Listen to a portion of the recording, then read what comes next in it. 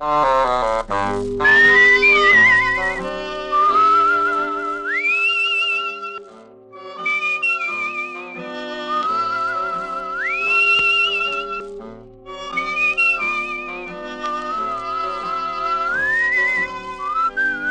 Dick Powell as Richard Diamond, private detective.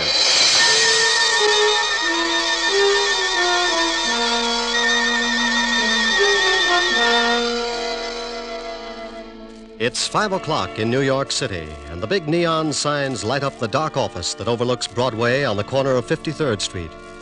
Behind a second-hand mahogany desk, relaxing in a swivel chair, is the leading figure of the Diamond Detective Agency, combination stockholder, office boy, and clue chaser. He is Richard Diamond, and his mind is on a lovely redhead named Helen Asher as she sits on a couch talking about things he likes to hear. At this moment, however, another scene is taking place in the wealthy district of Long Island. A long black convertible is just pulling up to an old English mansion, and a curvaceous blonde steps from the car. She is met at the door by her brother. Well, good evening, my dear sister. You're looking simply ravishing. How would you know the difference? Oh, drop dead. You disgusting excuse for a man. Why don't you sober up for 5 minutes and take a look at yourself? I did once. Oh, by the way, our dear stepfather would like to see you in the study. Tell him to go. I already did. Now it's your turn. I don't want to. Now get out of my way, Chris. Suit yourself.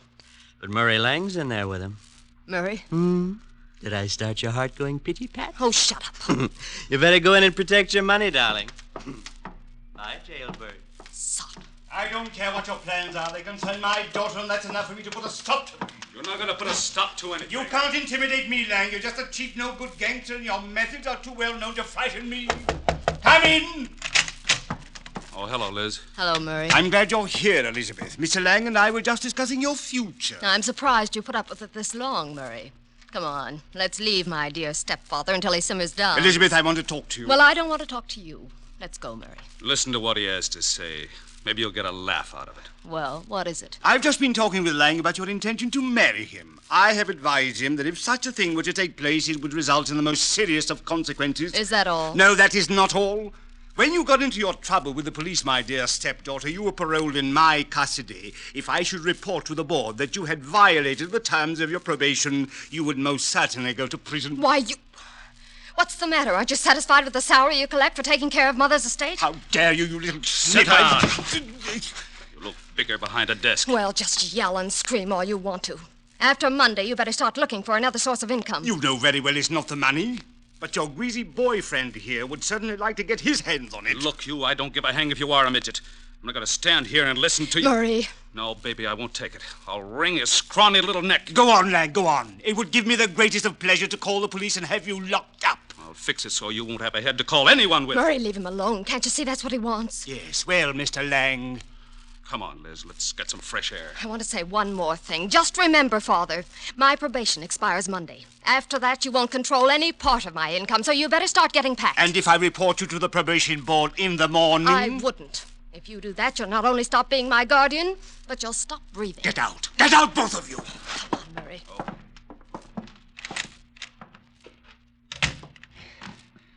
Try to intimidate me. I'll make them both sorry. Detectives. Private detectives, yes. Foreign. Here's one.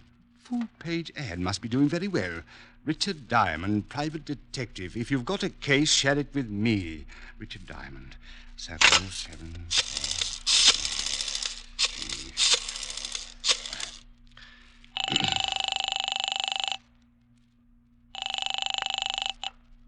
Yeah? Mr. Diamond? That's right. I want to hire you for a few days. Oh, you saw the ad. Well, it just so happens I'm available. I can't tell you much over the phone, too many extensions in the house, but it's about my daughter. I'm afraid she's going to get herself into some serious trouble. Well, how old is she? 20. Tell her to wait a year. My name is Chase, Ralph Chase. I live at 82 Maple Drive, Sands Point. Will you come out this evening? $100 a day and dibs on the icebox. I'll see you about 8. Goodbye, Mr. Diamond. What was that all about, Rick? Oh, got a job, baby. When do you start?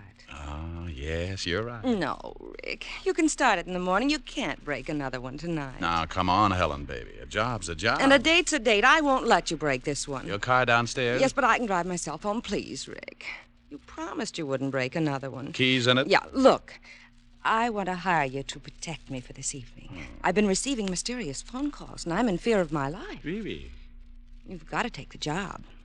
Old friends come first. I'll have to get home and shave before I start working. You mean you'll take it? After 12:30. Bye, baby. You beast. Oh, you must be getting tired from driving that big car around all day. Grab a cab, honey. It'll give you some rest. I'll take good care of your car. What? Want $1 for the cab? Huh? No. On second thought, you only live about 25 blocks. Walk will do you good. Rick. Deep breathing all the way up Fifth Avenue. Nothing like it. Bye, baby. Oh! On the way to the car, I thought about Helen. The most wonderful girl in the world. Money, looks. But she had one bad fault. She wanted to get married. I got into the big sedan and headed for my apartment. I'd been up late the night before with a blonde singer, and I was feeling tired. Funny how things change. My nights in college were just as busy, but at 1 o'clock the next afternoon, I was out playing football. I face facts pretty well, so when I got home, I took a nap.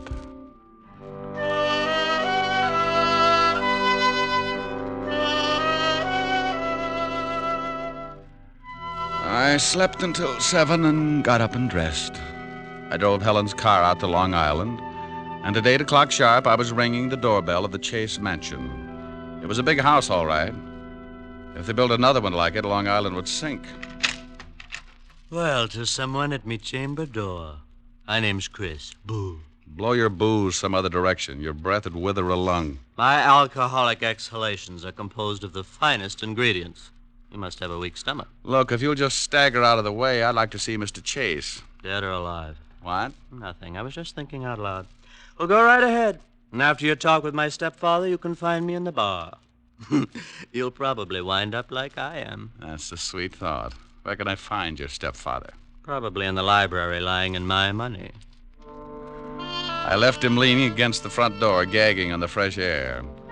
I wandered down a long hallway and a big sitting room, furnished with enough antiques to make the Metropolitan Museum give up in shame. There was something about the place, a heavy quietness, like a bar of gold in a dark room. The shot had come from up ahead, and I tried a couple of doors before I found the room. Mr. Chase! Mr. Chase! In here! Mr. Chase? Yes. Come in and shut the door. I looked over at Ralph Chase crouching behind a desk. He got up slowly, all 5 feet of him. And I tagged him for a guy who would give $1,000 for every inch you could put on his legs. He looked like he could afford to be a mile high. The tall French windows were open at the back of the room, and you could still smell burning cordite.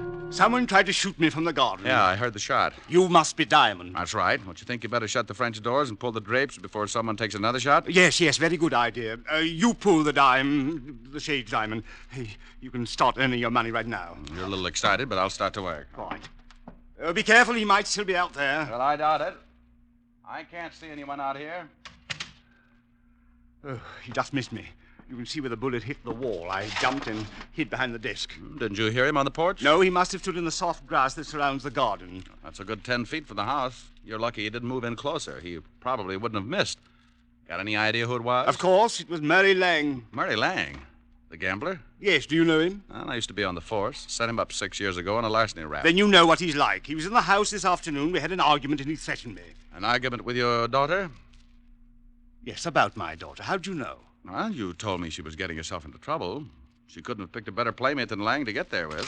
Father, we heard a shot. Not really. Oh, let's go. He's not dead. My stepchildren, Mr. Diamond. Oh, well, lovely. I'm quite alive, so you can both stop looking so unhappy. Does it show? Come on, sis. Let's find the guy who fired that shot. I want to give him a few pointers. Where's Murray Lang, Miss Chase? Yes, he's the man you want. I'm sure he Don't tried... be absurd. Murray left 3 hours ago. What are you, a cop? Does it show? You're wearing too much cologne. Come on, Chris. Oh, she's nice.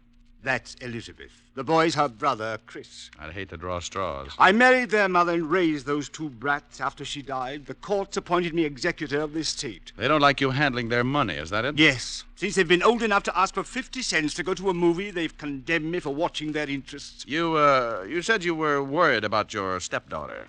Tell me about it. I'll make it brief. Hate long explanations. Elizabeth got into some trouble with the police. Hit and run. She had been drinking. The man died. Liz was sentenced to a year in Folsom. But I got her off on probation. Oh, what do you want me to do? Drive around with her and spoil her aim? Monday the probation expires. She says she is then going to marry this hoodlum, Murray Lang. And you don't want that because you think he's after her money? Exactly. When she marries, the will reads that I shall, as executor, turn over half of the estate to Elizabeth. What about Christopher? He looked irresponsible when he was born. His mother left instructions that he should not receive his share until he is 35. That's another 8 years. Well, your stepdaughter's old enough to know what she's doing. I can't see how you can stop her. That's what I want you to do. And if I do, you'd be in a pretty good spot. What do you mean, Mr. Diamond? You continue as executor. I can understand you thinking something like that, but believe me, as much as I dislike my stepchildren, I wish to keep them in line for their late mother's sake. Oh. Well, Mr. Chase, I'll take a look around outside. Maybe I can come up with something that'll point out the would-be killer. If it was Lang, you can stop worrying about Elizabeth. Sing Sing doesn't boast a wedding chapel. I went out through the French doors and started looking around on the soft grass that bordered the garden. I had a fat hunch, so I stopped looking and started wandering. I was halfway through the rose bed when I spotted them. It was Elizabeth and a man. In the darkness, I couldn't make him out, but Murray Lang was my best guess. They went up a narrow path to one of those Chinese pagodas at the far end of the garden, and I slipped up close enough to give my ears a workout. It was Lang, all right. I don't care what you think. I didn't take a shot at the old man. Then who did? He's got a policeman in there now, and he's going to start trouble. Let him. I'm clean. Maybe it was that lushed-up brother of yours. Chris hates him, but he'd never try to kill him. Well, then stop hounding me. Maybe you took a shot at the old boy. Murray. Well, you got a good reason. I'm tired trying to buck the whole Chase household. If you love me, let's take off tonight and get married. Tell the old man to go to the devil. You can certainly wait till Monday. Yeah, but he won't. He's going to cause some kind of trouble and get you tossed into Folsom. He's not going to give up all that money just because you're through with your probation. He probably cooked up that shooting just to get the cops here. Murray, what's going to happen to us? Oh, ask your stepfather. He's been doing your thinking for you. I don't have to. We'll get married Monday. Okay. I'm staying clear of this place till then. But what if there's more trouble? I haven't got anyone to turn to. You worry about it, baby. I got a police record that makes yours look like a merit badge. I was too good a target in the moonlight, so I started back up the walk to the house.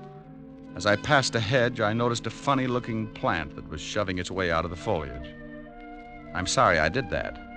It was the Johnny Jump-Up variety, blackjack kind. The guy on the other end of the sap gave it to me right over the eyes, and I went down like a crapshooter making a pass. I rolled over and watched the moon melt and run down in my eyes. Something warm and sticky spread over my face and turned the night red. Yeah, I was bleeding again. I guess I showed signs of recovering, so he started all over. This time he used his foot in my side. Oh, a couple more kicks in the ribs and in the right place, and he could have whipped up a fast course of Nola. I felt tired, so I rolled up in an old rose bush and went to sleep.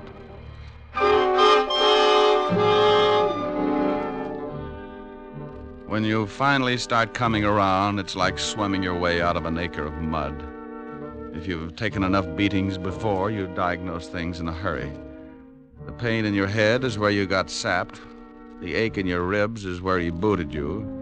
And the thought in your mind is, it's something about an eye for an eye, if you've got one left. I sat up slowly and looked around. No one in sight, and my watch said 10 o'clock. I'd been out for an hour, and I was feeling lonely until I started to get up. I made it to one knee and looked down at the best reason I could think of for staying home nights. It was Murray Lang, and you couldn't blame him for staring. He wasn't impolite, just dead. Something on the walk beside him gleamed in the moonlight. I took out my handkerchief and scooped it up.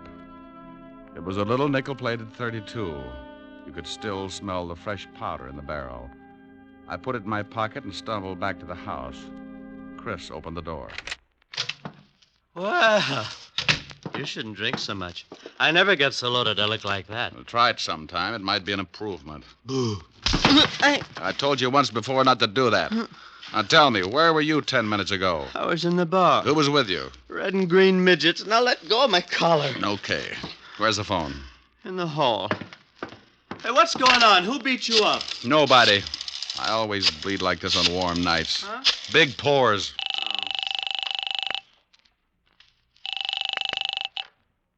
Homicide, Sergeant Otis talking. Who taught you how? Did you sit up nights with a parrot? Oh, very funny. Only one guy could think up a lousy joke like that. What do you want, Diamond? A picture of you. I'm going to show some doctors that mercy killing has its points. Now, let me speak to the lieutenant. Comic. Homicide, Lieutenant Levinson. Hello, Walt. This is Diamond. Oh, wait a minute. Let me get the bicarbonate. What's the matter? I get stomach trouble every time you call. Go ahead. All right. I got a killing for you. I know it. Why can't you be a good boy and stop finding corpses? I'm out at Sands Point, 82 Maple Drive. I think I've got the murder weapon in my pocket. Who's dead? An old friend, Murray Lang, and you better step on it. There's a drunk staggering around the place, and he's liable to spot the body and put it in a cold shower to sober it up. Oh, all right. We'll be right out. Hold the fort. So Mr. Lang's dead. You better stop sneaking up on people, Buster. And you'd better stop telling me what to do in my own house, Mr. Diamond. You sobered up pretty quick. I heard what you said about finding the murder weapon. May I see it? No. It stays in my pocket until homicide gets here. Whose gun is it? It's a 40-pound broadsword. Now stop trying to look like a Chicago muscle man, or I'll start slapping there you. you are, Diamond. I've been looking for you. Wait, Scott, what happened to your face? Someone was giving away hints. Chris, did you have something to do with this? Hardly. Mr. Diamond has a decided advantage over me. He has muscles. I'll be in the bar. What's happened? Where's Elizabeth? I don't know, but her boyfriend's got troubles. He can't explain the hole in his chest. Lang? What do you mean? He's out in the garden. Someone shot him. Is he dead? And if he's not, he's trying awful hard. Then we'd better call the police. That's been taken care of. What kind of a gun do you own, Mr. Chase? You don't think... No, I don't. I just dig around till I come up with something. What kind of a gun do you own? Why, a 45... Now, wait a minute, Diamond. If you've got any ideas about this murder, you'd better wait until the police get here. Now, look, Chase, I've been insulted in your house, had the air let out of my ego by your beautiful stepdaughter, and beat up in your garden. That's a full night's work, and now I'm on my own time. Where can I find Elizabeth? I don't know. She may be up in her room. Oh, where is it? End of the hall, head of the stairs, first door. Thanks. It's beginning to rain. What about Lang's body? Well, if he catches cold, call me. I went down the long hallway to the foot of a massive staircase. The only light was the one burning in the room I just left. I looked over at over my shoulder and saw Mr. Chase framed in its dim glow, watching me. In that moment, I thought who Chase reminded me of. A triangle hat, his hand in his vest, and Napoleon had a twin. I went up the stairs 2 at a time. Yes? Pardon me for barging in, but some guy in the garden just beat all the bashfulness out of me. How dare you? You get out of my room. You better put on something a little warmer, honey. That thing would start a Harry Carey epidemic in Boston. What do you want? Yeah. What did you do after Lang left you in the garden? What? Big ears. I overheard everything you said. I see someone pushed your face around. It's an improvement. Did Murray catch you eavesdropping? Well, if he did, he won't have much time to gloat. What do you mean? If you've done anything to Aren't you Murray... getting ready for bed a little early? I don't know what you want. I don't have to answer any of your ridiculous questions. Now, if you don't turn around and get out of here... What's the matter, baby? The drawer empty? Lose something? No. Maybe this is it. Where did you get that gun? It was lying in the garden beside your boyfriend's body. Beside it. That's it, lover. Now sit down and relax. Is Murray dead? Like Jimmy Fiddler's gossip column. Didn't you hear anything after Murray left you? Oh, no. I was crying and I ran back to the house and came up here. Is there another way back to the house besides the path that Murray took? It's one that leads to those outside doors. I came right to my room. Please leave me alone. This is your gun, isn't it? Yes, but I didn't do it. I didn't. Murray and I were going to be married Monday. Ballistics will probably show it's the one that did the job. You better tell me everything you know. I don't know anything. I didn't shoot Murray. Someone stole my gun from the drawer. Oh, please find out who did it. If they hold me, I'll go to prison anyway. Please, Mr. Diamond, please. It's going to be tough if this is the gun. I'm pretty sure it is. You could still smell the powder when I... The powder. What's the matter, Mr. Diamond? Huh? Oh, nothing. Look, You stay in your room. Maybe I can do you some good. I promise you'll stay here. Sure. I'm not going anyplace. And try and snap out of it. Sometimes you keep losing until there's nothing left to play with. It breaks the jinx. I went downstairs and started looking for Chase. As I passed the doors leading to the garden, I stopped cold. A flash of lightning turned the garden flat white. Someone was standing over what was left of Murray Lang.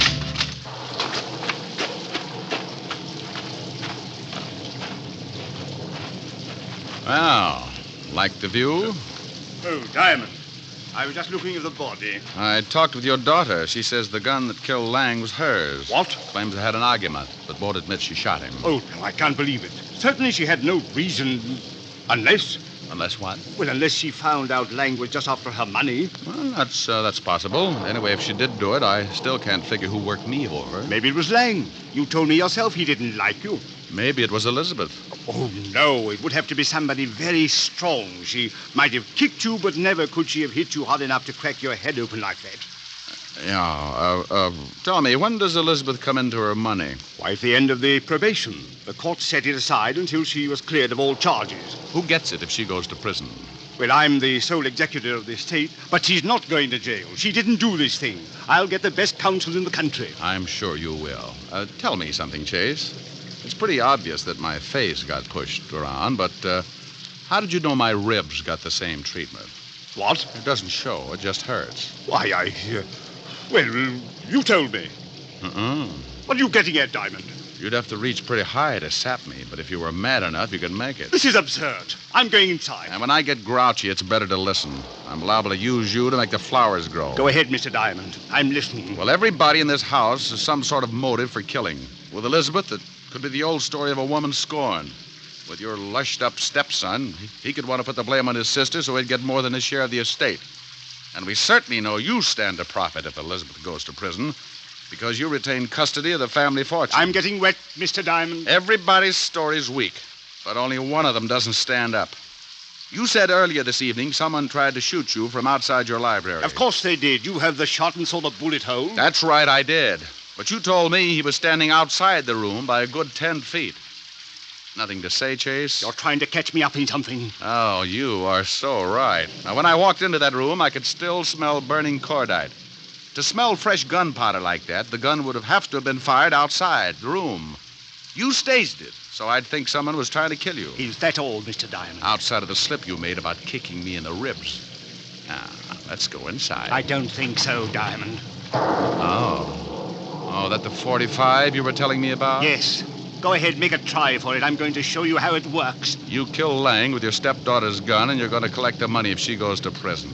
Oh, you're a slob. My stepdaughter could easily kill 2 men tonight. You're in a spot. You can't shoot me with that 45 and make it look like the same person killed Lang, too.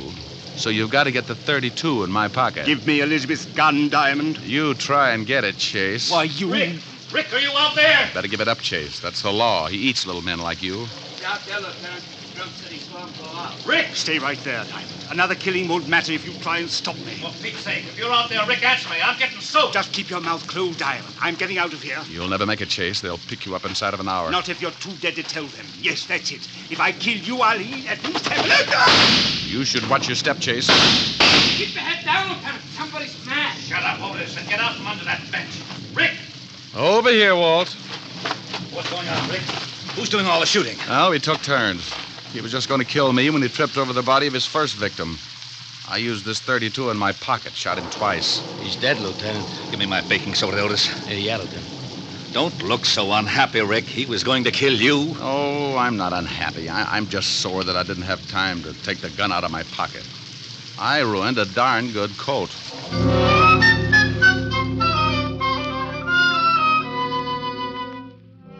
The 3 of us went back in the house, and Otis took Christopher up to bed so he could sleep it off. Walt listened to the story as I told it to Elizabeth. She cried a little and thanked me with her eyes. Walt went downstairs to clean things up, and I sat by her bed until she went to sleep. She didn't even wake up when I kissed her goodbye. Oh, I guess it was better that way.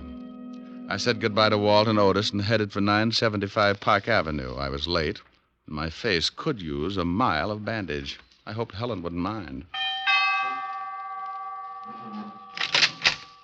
Yes? Oh, my goodness. Hello, Francis. Tell Miss Asher I brought a car back. Oh, how bad a wreck was it, sir? Give me a glass with a backbone, will you, Francis? Yes, sir, right away, sir. Miss Asher's in the study. Thank you. Goodness. Thank you. Hi. Well, it's about... Oh, Rick, not again. Mm-hmm. Your poor little face. Yeah, my poor little face. Well, you just stretch out on the couch, and I'll get you a nice tall drink. Francis is already on his way. Feel better? Yeah, oh, yes. Got a pillow? I'll hold your head up. How's this? Mm-hmm. Like some music to go with it? Sure. Turn on the radio. You comfortable? Mm-hmm. How about you? Uh-huh. That music sounds like San Francisco. Remember the top of the mark? Yeah, fun, too. Mind if I turn off the light? The glow from the fire is enough. You're cute. Better? Much. The snow is snowing, the wind is blowing, but I can weather the storm. A little high. What do I care how much it may storm? I've got my love to keep me warm. Mm-hmm. Me. I can't remember a worse December. Just watch those icicles fall. What do I care if icicles fall? I've got my love to keep me warm. I like your singing, too. Thanks. Off with my overcoat, off with my glove. I need no overcoat. I'm burning with love. My heart's on fire. The flame grows higher. So I will weather the storm. Why do I care how much it may storm? I've got my love to keep me warm. That was nice. Hey, why did you turn the radio off? This is nicer. Come here, Rick. Oh, honey. Honey, you're reading my mind. Here's your drink, Mr. Diamond. Oh, my goodness.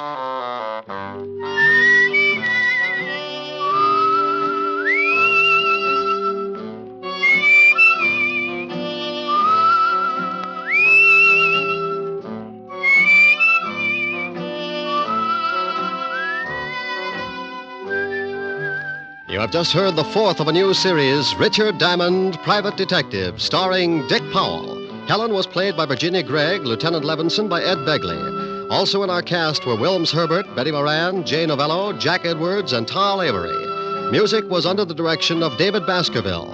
Richard Diamond is written by Blake Edwards and directed by William P. Rousseau.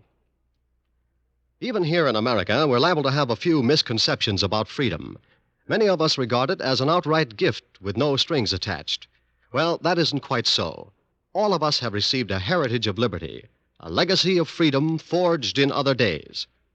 Remember that the liberty you enjoy is a precious legacy, a legacy that can be lost through disuse. Don't ignore freedom, work at it, for freedom is everybody's job. Now, this is Eddie King, inviting you to be with us again at the same time next week when we will again bring you Dick Powell as Richard Diamond, Private Detective. This program has come to you from Hollywood. This is NBC, the national broadcasting company.